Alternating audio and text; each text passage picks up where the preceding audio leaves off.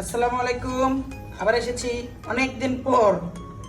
অসুস্থ ছিলাম, তাই আজকে চিংড়ি দিয়ে পুঁই শাক পাক করব।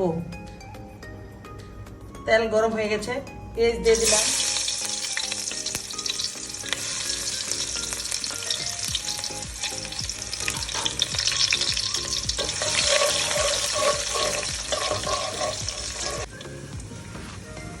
আর রসুন দিয়ে দিলাম।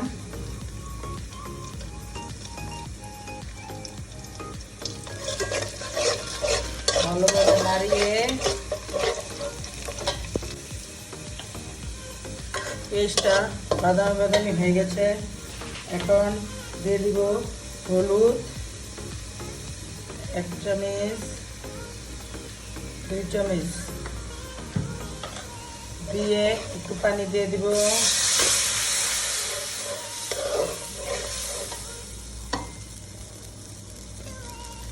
এখন দিয়ে দিব মরিচ 2 চামচ। শাকটা একটু হলুদ মরিচটা বেশি দিতে হবে। এখন লবণ দিয়ে দিব।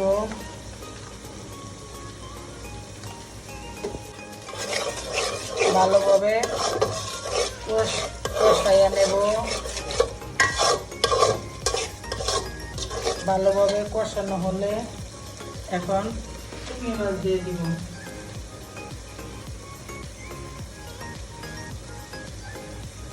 চিংড়ি মাছ দিয়ে দিলাম। এখন ভালোভাবে চিংড়ি মাছটা কষিয়ে নেব, তারপর শাক দেব। পুঁই শাকটা ভাপ দিয়ে নিয়েছি আগেই। পুঁই শাক ভাপ দিয়ে নিয়েছি। এখন ভালোভাবে কষানো হয়ে গেছে। ভালোভাবে চিংড়ি মাছটা ভালো কষানো হয়েছে। এখন শাকটা দিয়ে দিব।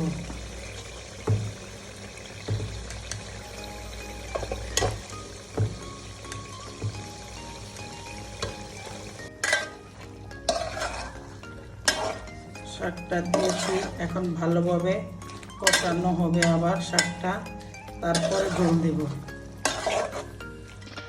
এখন কিছুক্ষণ কষানো হোক। এখন একটু নাড়া দিয়ে দেব।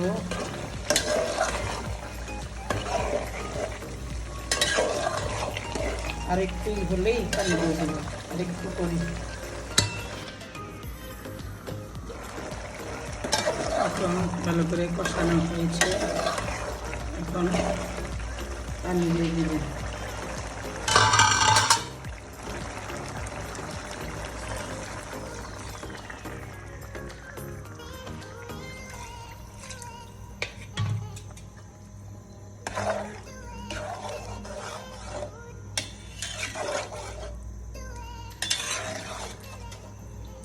হয়ে গেছে, এখন ঢেকে দেব।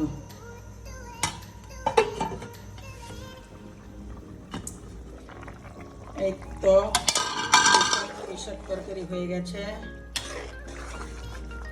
দেখুন কি সুন্দর হয়েছে, খেতেও ভালো লাগবে। আজকে এই পর্যন্তই।